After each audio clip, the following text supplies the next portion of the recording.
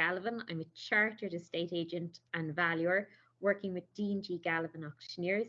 And tonight I'm joined by Lisa O'Reilly, and Lisa is a chartered accountant and property investor.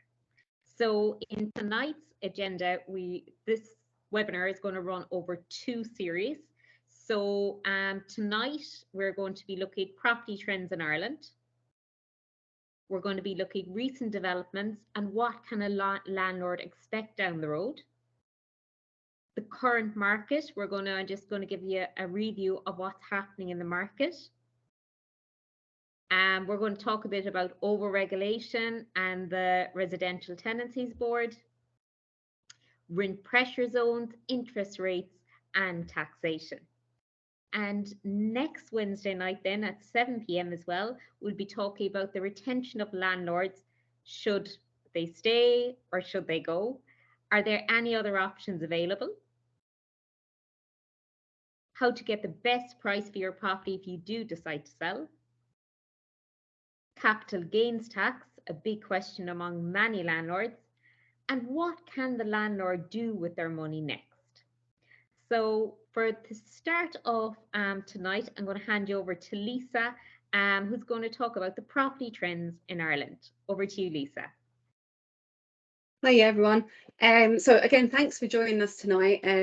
Just myself and Majella, we're kind of passionate about these kind of things, and we're often talking and often debating about the rental market in Ireland. So thanks a million for joining us tonight. I'd encourage any of you, if you have any questions or any comments, just put them into the chat box or into the raise hand or into the questions and answers, and we'll try and discuss and chat about any kind of questions that you may have any time during the presentation, and we can take the questions at the end. So what are we seeing? So property trends in Ireland. How has property? We seem to be a nation that is obsessed with property, and the reason being, so back in 1991, there was an 80-20 ownership. So 80% of the people owned their property, and 20% rented their property. And today, that's actually now down to only 70% that own their property and 30% rent their property. And there's a couple of reasons for that. So up until the 1970s, there were a lot of government incentives for people owning their own house. The governments were given a lot of incentives, so that it encouraged people to purchase and buy their own houses. Then up as far as 2002, the banks were started to give interest-only mortgages and 100% loan-to-value mortgages. So in those years leading up to, say, the crash, that they were highly encouraging us to kind of own our own property. Then obviously, however, the crash happened.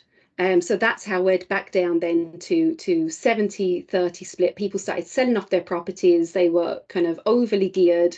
That means that they, had high loans on their properties, and their properties wasn't worth the value because the property prices fell and crashed. So we've been kind of living through that time, for the last couple of years, and slowly it's coming up. So now we're at this like 70-30 split. So 70% own their property and 30% rent their property.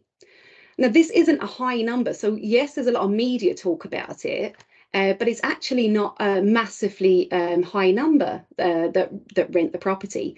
And actually, if you look at other countries, for example, in Germany, who has a really strong economy, they have a 50-50 split.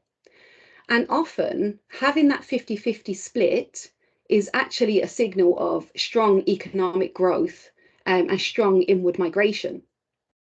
You see, a country that is heavily reliant on owning your own property, when market conditions change, it means that then your economy then is heavily reliant on property, and your economy, that if property prices go up or down, your economy then, like, is very reactionary to that.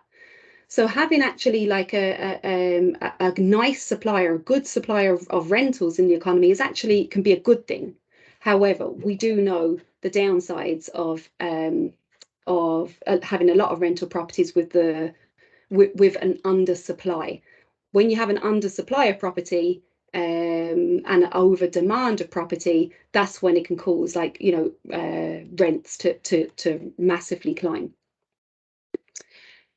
So what's been happening? So there's less than a quarter of rentals registered on Daft since the late.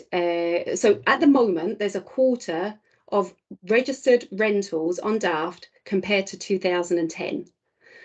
So basically, they're not out there. And from my own personal experience, I even question that data, because I actually don't put any of my rentals up on Daft anymore because of the influx of people that I would have, messaging me about property. So I put them into kind of Facebook groups if I have rooms available, and I don't actually go anywhere near Daft. So I do question some of the numbers that are processed by Daft. Then we look at kind of the landlord profiles. So 80% of net rental income last year was under 20,000. So let me kind of put that in other words. So most of the landlords in Ireland, 80% of the landlords in Ireland are considered small landlords, i.e. their income was less than 20,000, their rental income was less than 20,000 in a year. Also, 60% of the landlords had a gross income of less than 60,000. So that means, like, most landlords would have a job, or they're employed, or they're self-employed. But when you combine their wages or their self-employed income with their rental income, it was actually less than 60,000 in a year on average for 60% of landlords. So you can see here that landlords, even though, we get a bad press, we get lots of bad press, lots of bad media, about, greedy landlords, you can actually see that there's statistics out there that state that actually no, a lot of landlords out there are either accidental landlords. That means that they would have maybe received a property in an inheritance, or maybe they husband and a wife, before they got married, they owned their own property, and then they moved into one property and they had the other one to rent out. So, the media out there kind of vilifies the landlords, and it's something that I'm kind of passionate about. We need landlords in this industry and in this market. So what are the recent developments? Sorry. So some of the things that we've seen come down the line already, and what's expected to be introduced. So in 2025, they're talking about bringing in minimum BER, which is your energy standard ratings, into all rental properties. Now, I have a couple of problems with this. The first one being, at the moment, they're giving grants to upgrade your energy efficiency, but only if you live in the property. So they're not giving it for rental property, or for landlords, or for rental properties. So therefore, all of the cost at the moment to bring your property up to a minimum BER standard will actually have to come out of the landlord's pocket. As well as that, I'm dubious, because when it comes to it, well, we're all made to kind of increase the BER ratings. What are we going to do with the tenants? There's going to be tenants in the house. It's going to require maybe, insulating, slabbing the inside of the house, putting in new windows possibly. So not only is there going to be a huge cost burden, what are we going to do with the tenants, in order to get this work done? So they're going to have to think, come up with something in relation to this. We're not on our own. The UK are also, I think they're about 2024, they're looking to bring it in. but the standard that they're actually mentioning at the moment is very low. It's like an E, a rating E, which is a very kind of low standard. I think there's talks about them bringing that up. Secondly, the eviction ban, you know, it's coming to an end in the end of March 2023. I won't go into detail about that because Majella is going to talk a bit more about that. Majella is going to talk a bit more about the termination period. There's going to be an extension to that. They're talking about this year. It was meant to be last year, but it's possibly going to be this year, legislation in relation to short-term lets. So, for example, any property, right now, any property that's in the rent pressure zone cannot be used for short-term lets. For example, Airbnb. You can't do it at the moment. What they're saying is that this year they're going to bring out kind of like a register, like 𝗺𝗏, so excuse the accent with the Irish accent, but 𝗺𝗏 are going to bring out like a list or a register, and is where you register your Airbnb, and God knows what else is going to be required when they bring this out. But in general terms, Airbnb is, if you're in a rent pressure zone, it's dead in the water. You can't do it. In June 2028, there's going to be an introduction of unlimited duration for all tenancy agreements. So again, Majella will talk a bit more about that, but you know, it's any tenant that's in a property that has a lease agreement for longer than 6 months. It could be 6 months and 1 day. They automatically get a lifetime or an unlimited tenancy agreement. The vacant home tax is going to be, they're talking about introducing that this year. Again, we're waiting to see, you know, how they're going to tax it. But in general terms, they're talking if a property is unoccupied for 11 months of the year, then they're going to impose a property tax. But again, it's who knows how this can be kind of policed or monitored. And then there's proposals from the NESC. So the NESC is the National Economic and Social Council, and it's giving recommendations to the government on how they think, like they've done a review on the whole rental market. And the report only came out there this month, or sorry, February, this month or last month. And they've given some kind of recommendations. And their recommendations are, some of the recommendations are an NCT type system on rental houses. So this is where, like an NCT where you get your car tested annually or every 2 years or whatever it is, they want to bring in like an inspection, safety inspection on your rental homes, and they want to cover 25% of the rental homes each year. So what that means is they will want to inspect your home every 4 years. That's effectively what that means.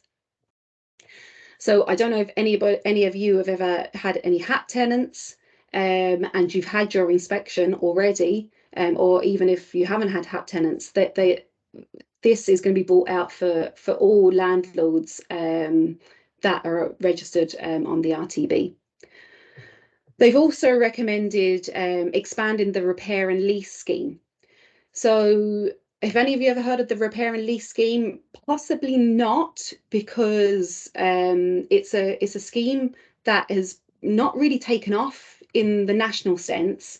It's very big. Waterford, actually, where my county, say, is probably got, I think it's over half of all the repair and leases that were granted over the last 2 years, however long it's been out. So what the repair and lease scheme is, and the NESC are trying to kind of say, look, push this, promote this. It's where you have a vacant property for the last, I think it's either 6 months or 12 months now. And it needs work done to it.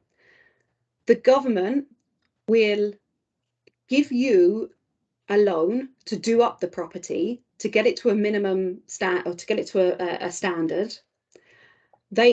the loan will be interest free, but you have to lease back the house on I think it's a minimum of 10 years back to the council.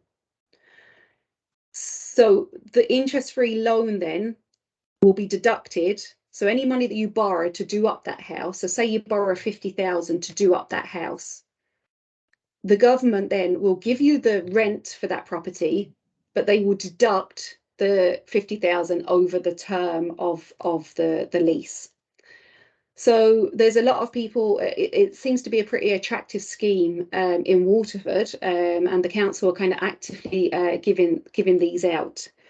The problem with a repair and lease scheme, there's a couple of problems that I'm aware of. Sorry, it's 5 years. Okay, yeah, 5 years. Sorry, I'm stand corrected there.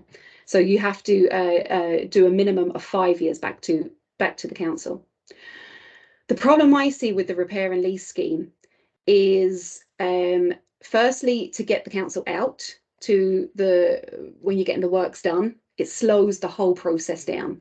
And secondly, the council or the government, they only give you 80% of the market rent, and that actually can be negotiated, but there's not much wriggle room there. So you're automatically your rental income is already reduced.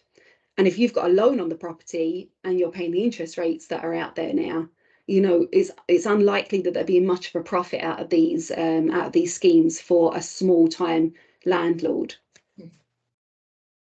What else are the NESC recommending? So they're recommending a capital gains tax deduction, or like an allowance, if you sell the property to the council with the tenants in situ.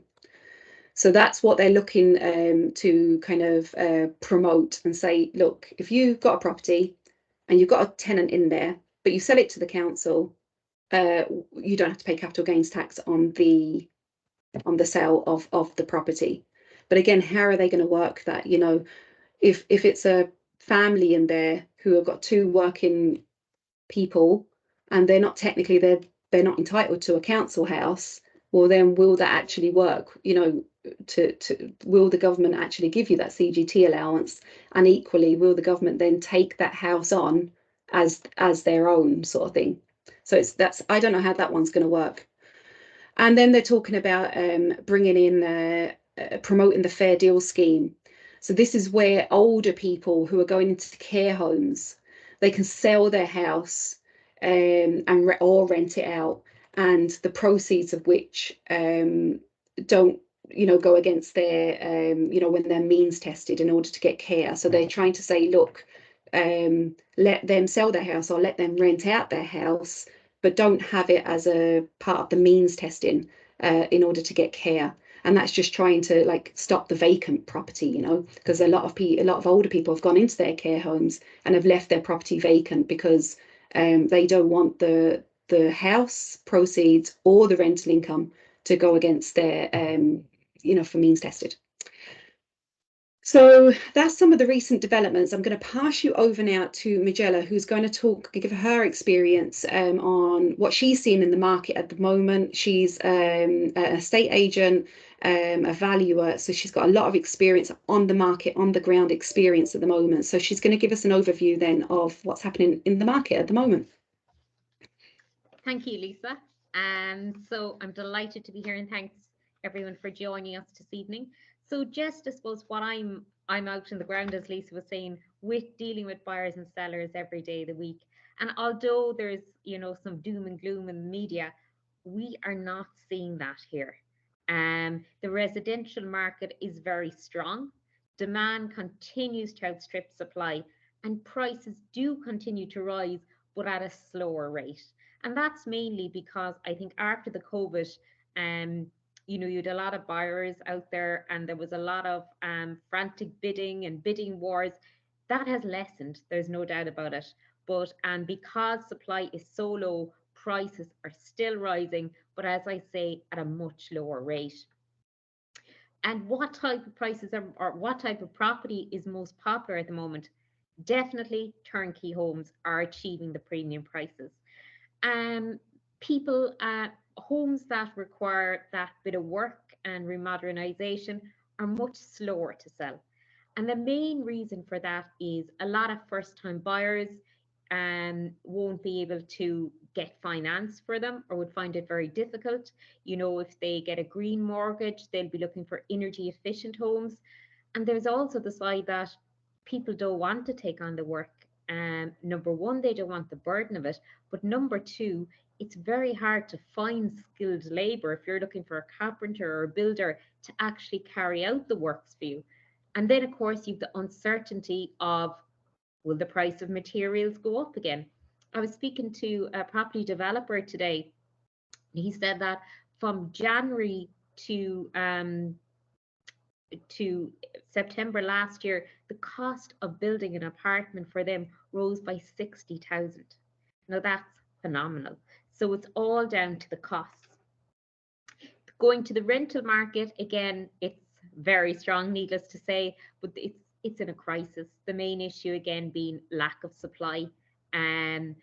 But landlords are continuing to exit the market rapidly. And the Society Chartered Surveyors did a study recently, and it found that 40% of the sales in the last quarter of 2022 were landlords exiting the market. So there was 3 times more property sold by landlords than there was bought by landlords.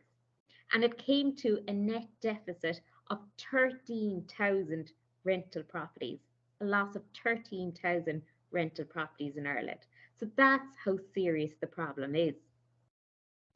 Then you may ask, why are landlords leaving the market? A lot of you will have your own personal experiences on that.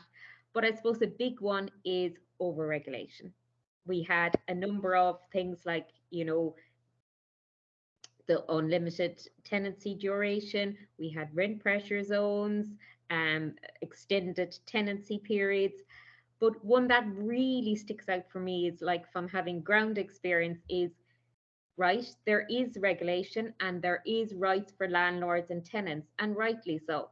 But even if you look at landlords' rights, they're entitled to get their rent. And if they don't get their rent, it's breach of contract.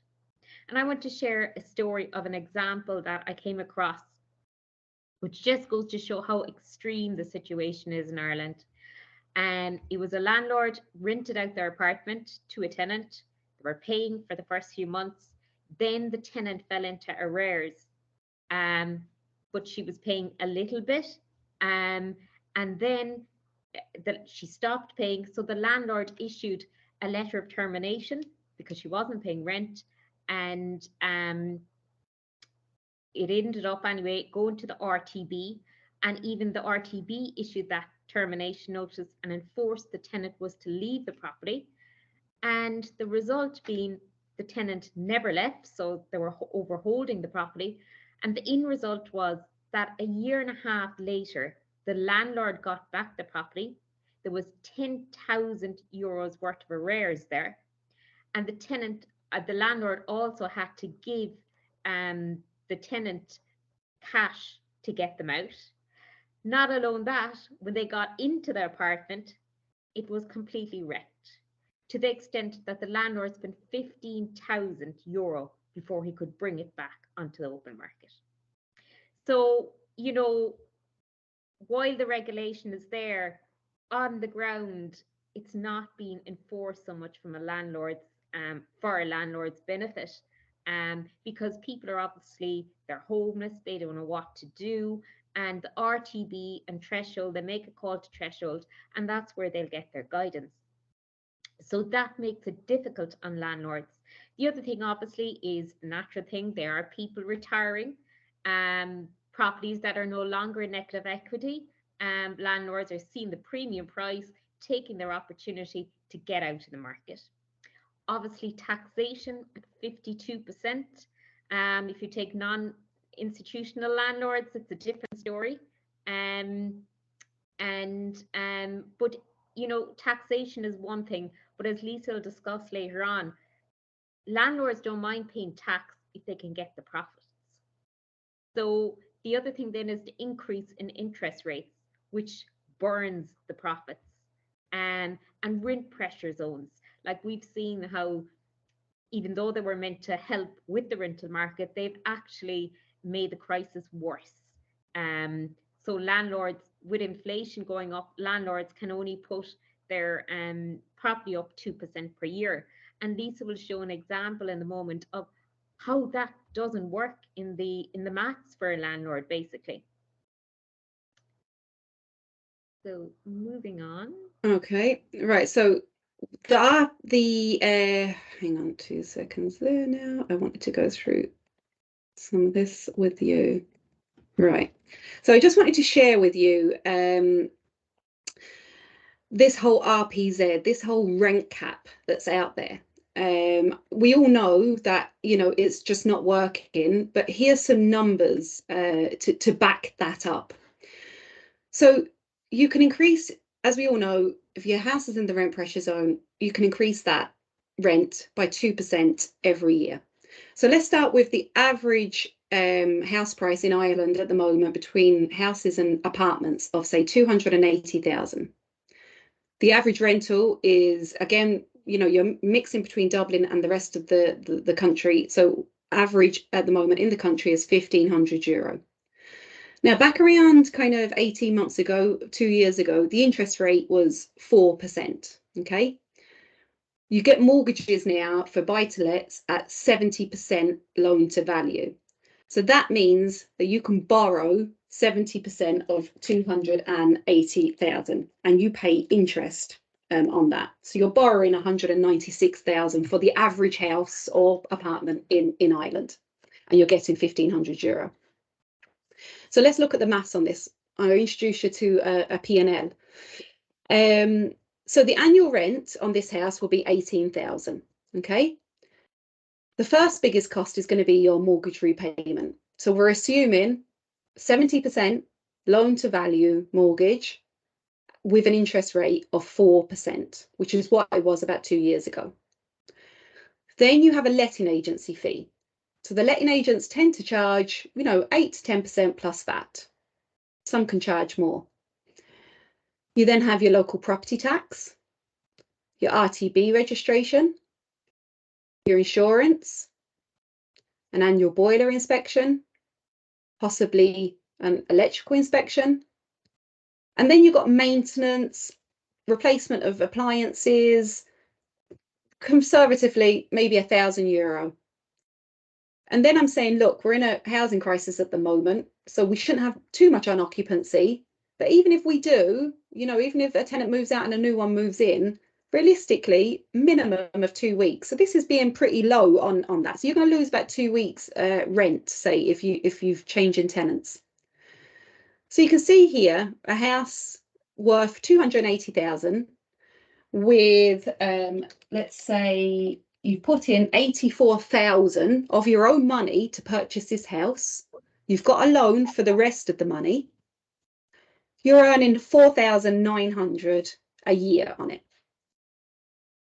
So then the tax is half of that, 52%. So after tax, on your €84,000 investment, you're making 2,352. So you can see here, yes, taxation, 52%, like, Jesus, that's not fair. Oh my God, look at that. They're taking half of your profit away from you. And it's not even good to begin with, really, you know. But now, let's fast forward 2 years. So the interest rate now, well, it was up until the start of this year was 6%. So Finance Ireland, ICS, they're all around the 6% mark. So they've jumped 2%. The max you can charge increase on your rent is 2%. The purchase price is still the same. So your monthly rental income now goes up to 1,350. So look, you've got an extra 30 quid in your pocket every month. Now, that gives you 18,360 euro. €360 increase is all you can charge extra to the tenant. Now, this is the crux, lads. Look at the mortgage repayment. 2% increase in 1 year or 18 months. That is now the mortgage repayment interest only. This is not capital, just interest only. It's gone up by the guts of £4,000. Now, can you imagine your rental income has gone up by €360, but your mortgage repayment now has gone up by the guts of £4,000? Okay, not going to be, this is not going to look good. All right, so letting agency fees, still going to have 10%. Your local property tax, still 315, RTB, insurance, boiler inspection, all these don't change. These figures don't change. Maintenance, the house is getting a little bit older, so you might have to purchase another, piece of equipment or replace something. Unoccupancy, again, you're going to lose maybe 2 weeks. So now all of a sudden, your profit, your annual profit every year is just over €1,000 on an €84,000 investment. Why do I say 84,000? It's the 30% of the purchase price that you have to find, the deposit you have to find for the house, because the banks will only give you 70% of the purchase price of the house. So you have to find the other 30%. So all of a sudden now your profit is at €1,000. But this is what I'm trying to get at with the tax. Now, here the tax, yes, still 52%, but that's not the biggest problem here.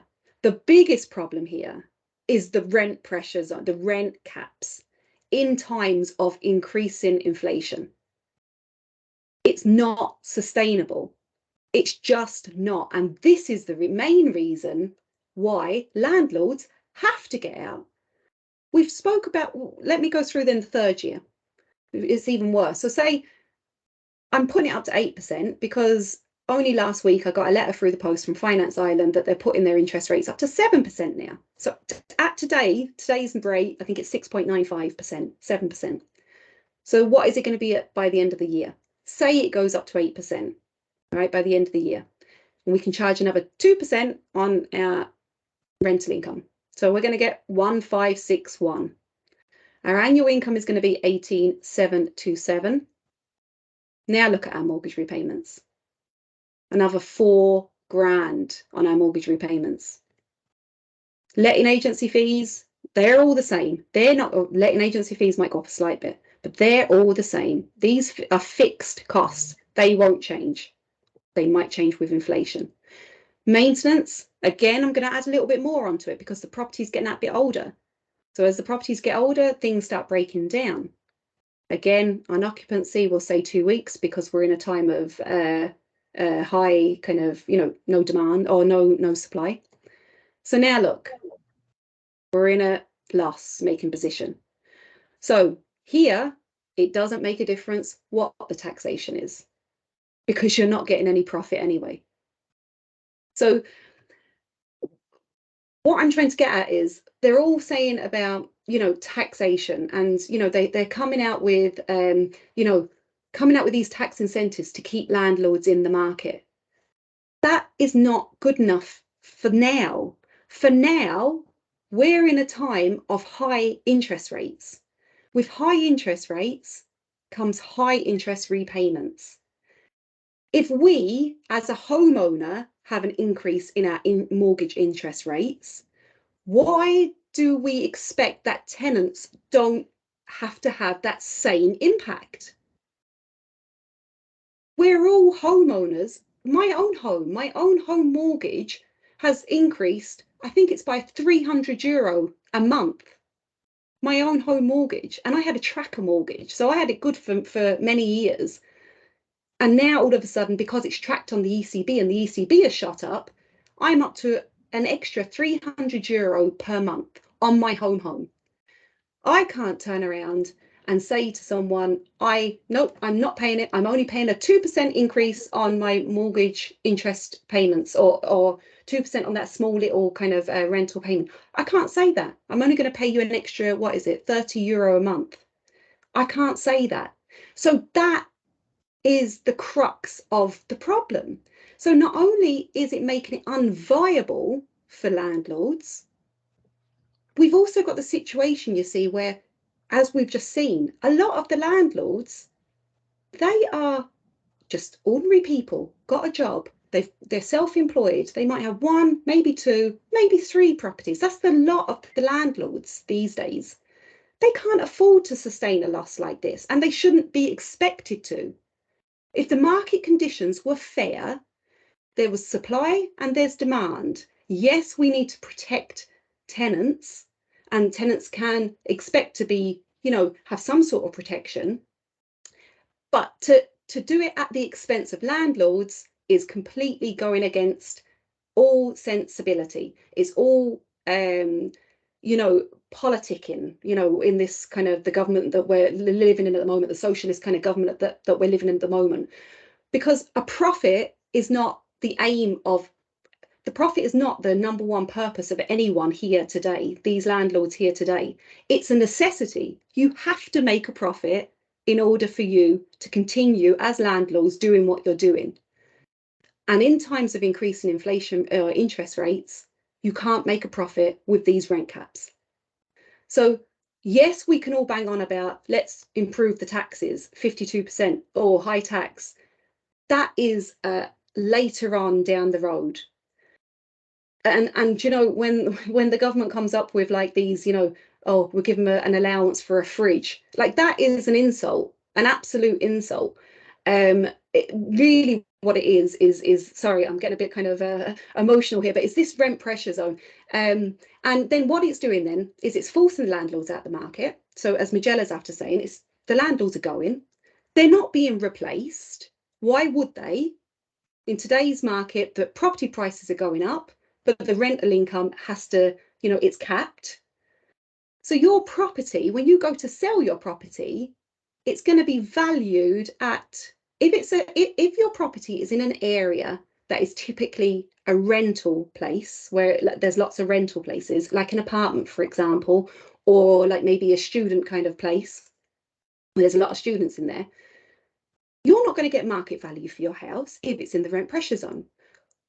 You're going to get the valuation that that next investor can charge rent to.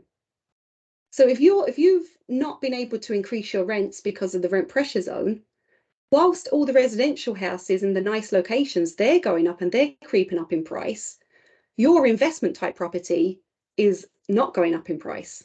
So as a landlord, you can either sell at a lower, if you've got like a typical kind of investor property, you can sell at a lower price, or your other option is to stay in the market and suffer these losses. So what it's doing is it's trying to protect the tenants, but actually it's counterintuitive. It's not actually doing what it's meant to be doing. It's making landlords leave the market. And most importantly, it's actually putting a control over assets that the government don't actually own. We own the assets. Why should we be told what to do with our property? If you just let the market work, supply and demand, everything will work itself out. The rogue landlords, won't be getting as much as, that they'll be kind of pushed out the market if you let normal market conditions kind of prevail, and then we might not have such a big problem. So sorry, rant over. And if anybody's got any comments, that would be really good. Shut me up, maybe, give me some challenges. But yeah, this is kind of what I'm thinking at the moment in terms of like, how we can help the situation. I think the very first thing that the government's got to do is scrap the rent pressure zone. I don't know will they do it though, because of the government that we've got at the moment, and coming up for election and all the rest of it. But I don't think anything else is going to work. Anything else is going to be a plaster over a really, really poor situation. So if anybody's got any questions, any comments, that would be really, really good. So that is the end of today's slides. I just want to bring you to before we go to questions and answers, I just want to share with you that myself and Majella, we are excited to bring to you the South Property and Business Network. There's a couple of property networking groups, business networking groups, obviously all over the country, but they're mainly based, say, I suppose, in Dublin and some of the bigger cities. So we're going to bring a property and a business network down to Cork. The first thing I'd like any of you to do is to join the Facebook group. It's a private group, and we'll be sharing, like, you know, tips, kind of information, any events that we might be holding. Because I suppose, look, you're all here, you're all in a market that's heavily regulated. And you know, you can't ask certain people certain questions because of all the things around it. So if we can all get in a group together and all help each other, you know, that's how I think we can help to get ourselves in a good position. So if you can join the Facebook group, that would be great. We're holding our first in-person networking event in the Silver Spring Hotel in Cork on the Thursday, the 20th of April. The ticket price is just €25, and the idea will be, it's for the south, say, and you know, south of the country, say. So we're going to hold it in Cork 1 month, Waterford another month. We're going to have a keynote speaker on every month to, you know, mainly property, but then there's also going to be like business and, you know, all stuff around mindset and, you know, growing your own business. And basically just for networking and for sharing ideas and, you know, doing business basically.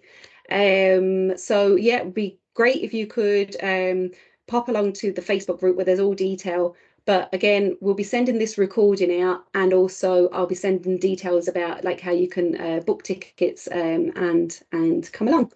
So back to Majella, but if there's anybody that has any questions, please feel free to shout. Majella, I think you had a couple of questions. No, actually, I had a question coming on an email, Majella, and I think you'll be best able to answer it. So in terms of the eviction ban, they're talking about at the moment in the government, do you think that's going to be extended, and what will be the impact if it is and if it isn't? There's a lot of talks going on at the moment in the government, and I think it really is, you know, even the Taoiseach is kind of saying that if it is extended, the detrimental effect that it's going to have on the market in the long term, you're going to see more and more landlords just wanting to get out and stay out. Okay, it might protect tenants in their homes for a short period of time, but in the long term, it's going to make the problem even worse. I have a number of landlords who are already contacting me and have been with a while now, that are thinking of selling their properties, but they have to wait till the eviction ban is over in the end of March.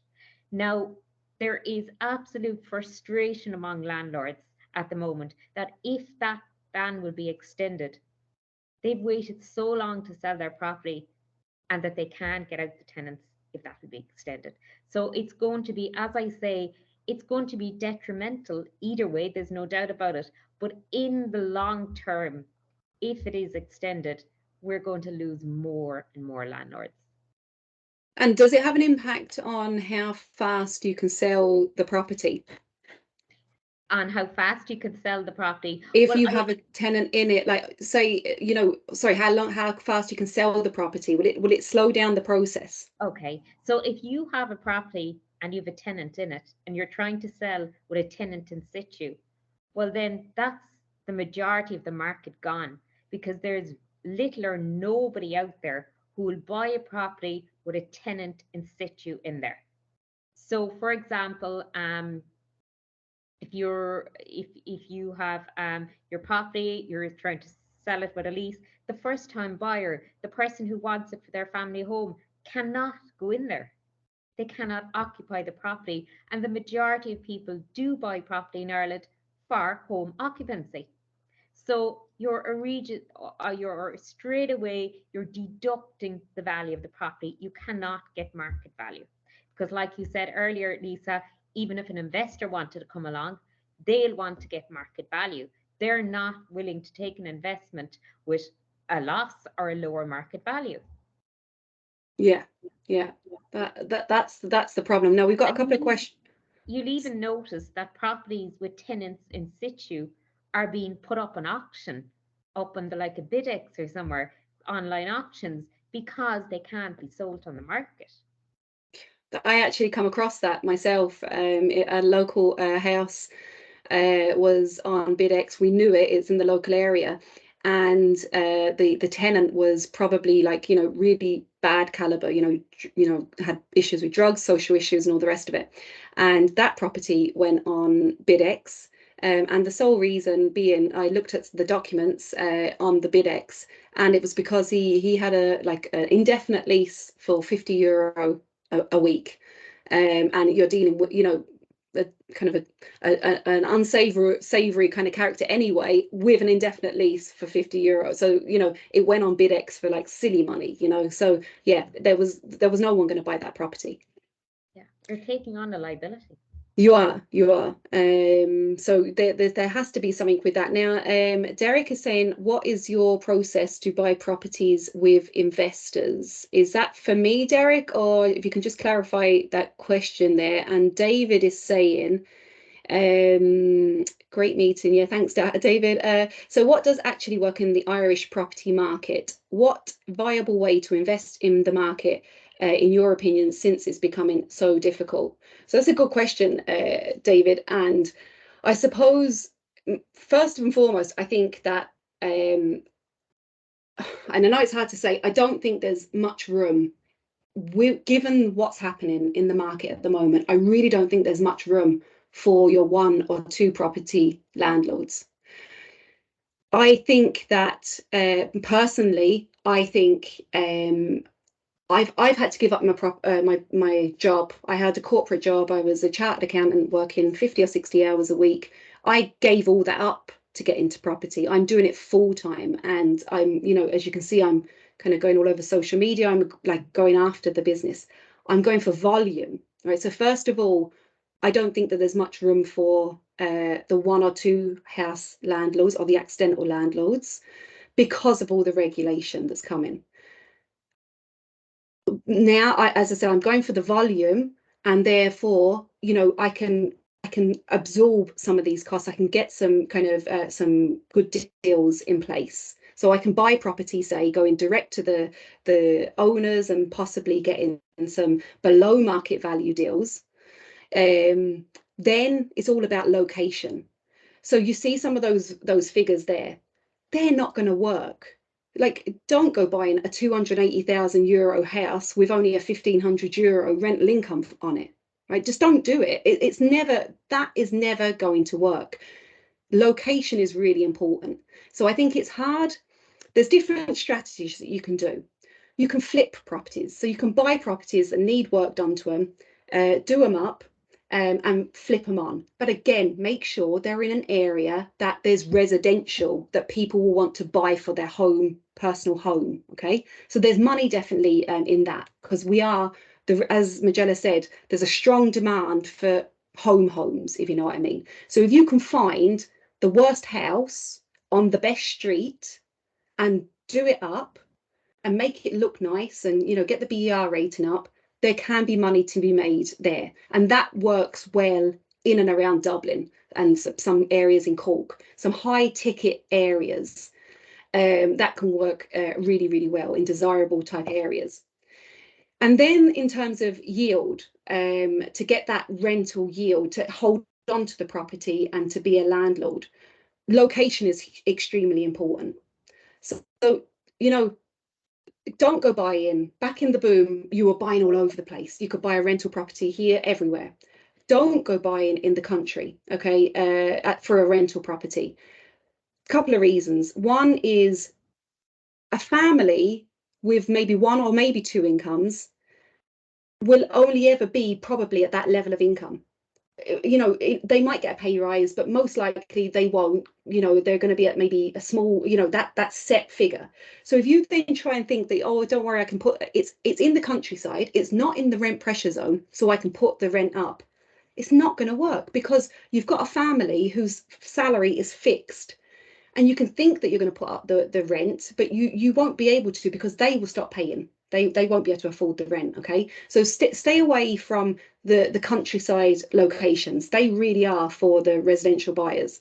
So then you're stuck to the cities. Which cities work well? So there's certain cities that have better yields, and the reason why they have better yields is because the purchase price in relation to the market rent is strong. Oh, sorry, the market rent in relation to the property price is pretty strong. So there's certain cities that are that are pretty good for that. So like my own city, Waterford, Limerick, around kind of some of the areas in Galway and around Athlone can be there's some good areas out there. But again, you need to know your golden area. So I always say, you know, I'm from Waterford, but there's certain areas I won't invest in, even though they're in the city, I won't invest. So it's really important to kind of know the areas, to know what caliber of tenants that you're getting. And then another thing then that can work well in this market is renting out by the room. So it's like having a piece of cake. You can either rent it to a family for €1,500, say a 3-bedroom house for €1,500, or you can rent out each room for, say, maybe €700 each room, and then you're making that bit of cream on top, you know. So it's like kind of splitting the cake and making more money from the cake. So they're the types of things that can work, but remember, renting out by the room is an awful lot of work.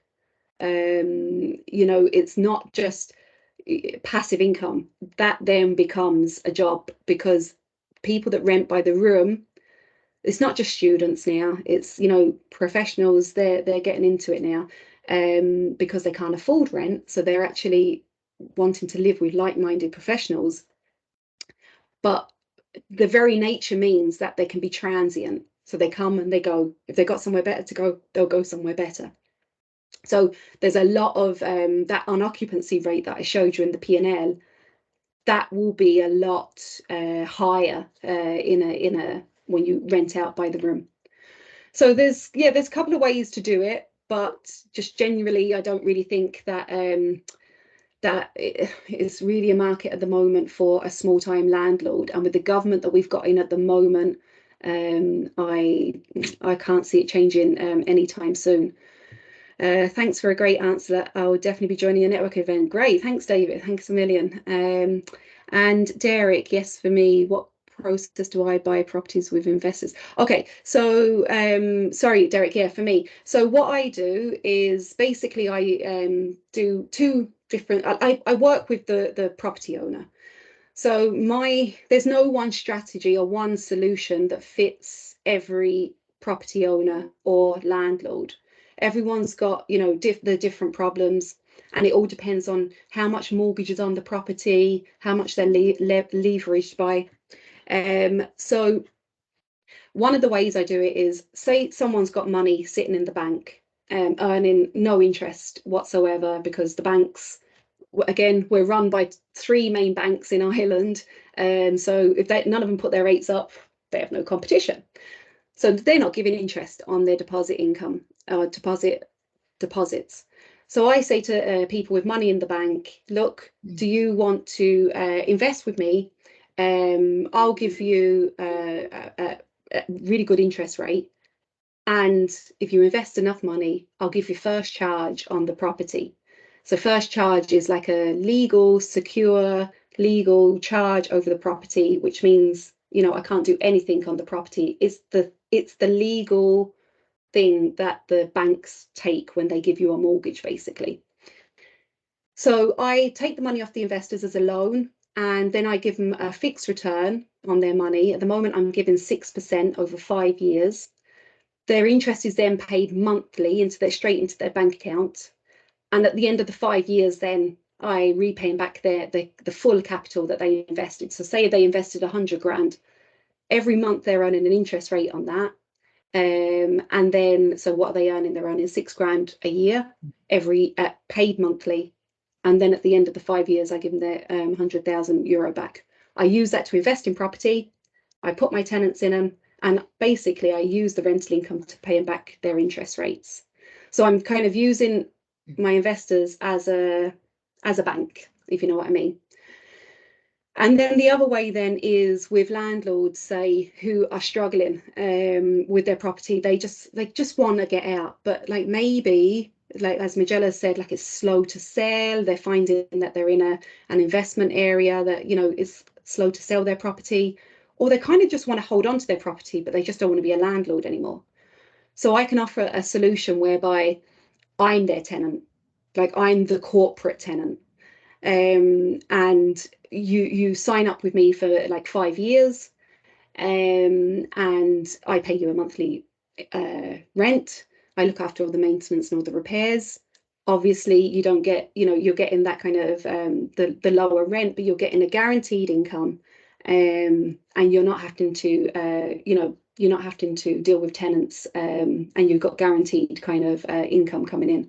But that's just two of the ways. There's other ways. There's it all depends on anyone's personal situation, circumstances. So my idea is to kind of sit with someone, work out exactly what they're looking for, and we can kind of come up with a solution. But they tend to be the two main kind of things that people have been looking for, you know. So I hope that answers your question. Is there any more questions? Have a question emailed into me there as well, by a landlord looking to know about unlimited duration of tenancies now. So basically, since June 2022, a landlord no longer has the right of termination every 6 years. A tenancy can now only end where a landlord serves a valid notice, as set out in the RTA, on the RTB, basically before the 6 months is up. So if you let a property to somebody for a year now, they'll automatically can stay there as long as they want, unless the landlord has a valid ground of determination. Now, the other thing is that if you let, that's only from June 2022. If you let the property, say, for example, in January 2022, that law doesn't apply. The old cycle will apply, whereby you give a lease and it'll be a 6-year cycle. So once the 6 years is up, the whole contract termination is just over. But now, once you let a place for more than 6 months, they have unlimited duration for all leases from June 2022. So all new leases by June 2028, it will apply to all. Yeah, you can't see how. Is there any way around that, Majella? Like maybe, you know, giving some short-term leases, or exactly what landlords are doing now is they're giving them less than 6 months lease, and they're terminating it because they need to protect themselves, and that's not benefiting tenants either, because they've no security. So what you're saying is both sides are not benefiting. Absolutely. Yeah. And more admin. More admin for both sides, no security for both sides either. So it's just another rule that's, you know, may have been set with a great intention, but in reality, in the ground, it's not working. Yeah, yeah. All right, guys, we're coming up to the 1 hour. So let me just pull back to this slide. So next week, same time, this day next week, 7 o'clock, we're going to be looking at retention of landlords. You know, maybe we'll give a couple of examples of a type of landlord that possibly should stay, and possibly, you know, there is potential, or maybe there's not potential. So should I stay or should I go? Are there any other options available out there if you want to stay in property, or if you like, what next? Like, you know, how can you get the best price for your property if you are selling? So what are the things now? Like, you know, maybe if you are thinking maybe in a year's time, maybe it's time to start thinking about what you can do now. And Majella goes through some of the ways to kind of, you know, really dress up the property possibly to get your best possible price. And we'll go through some capital gains tax on selling. And what can like if a landlord does decide to sell, you know, what are the options kind of out there at the moment? Now, we can't give any kind of legal advice, tax advice, or anything like that. You'd have to get your own kind of legal information, but we'll give you our perspective of what we think you can do with the money if you do decide to leave. So with that, I hope you all come back next Wednesday. We will send the recording of this out to the email group that we have. And we just encourage you all, if you can, to join the Facebook group. And we can all continue to share ideas. Like we'd love to get all your inputs. You're probably all landlords out there that's got many different experiences. And if we can all just like bang our heads together and share, I think we could do something. And then please, if any of you are, around Limerick, Cork, Waterford, Kilkenny, Wexford, any of those type of areas, or even Dublin. Like I go to Dublin every month to go networking. It's really important to kind of get out there with like-minded people. So if any of you would like to travel down, Thursday the 20th of April, 7 p.m. in the Silver Springs Hotel, for our first property and business network meeting. Our guest speaker is Pat Slattery. He is an international speaker, and he has property himself and other business interests. And he's just a really interesting character. So it'd be great for any of you to come and join us. 50 seats is a maximum of 50 seats. Because that's how much the hotel takes. It's not a gimmick. It's that's the limit on what the hotel takes. So yeah, the event is up on Eventbrite, and I will email out the details this evening. So listen, guys, thanks a million. Any questions at all for next week? Just email them, send them in to us. We'll try and answer anything. And what we can do is, if we might make it a bit more interactive next week, if you want, if anybody wants to kind of ask questions and join in, that'd be great. So whatever way you want it, just give us feedback. We will take loads of feedback. Okay. So thanks everybody, guys. Bye. Speak to you soon. Bye-bye.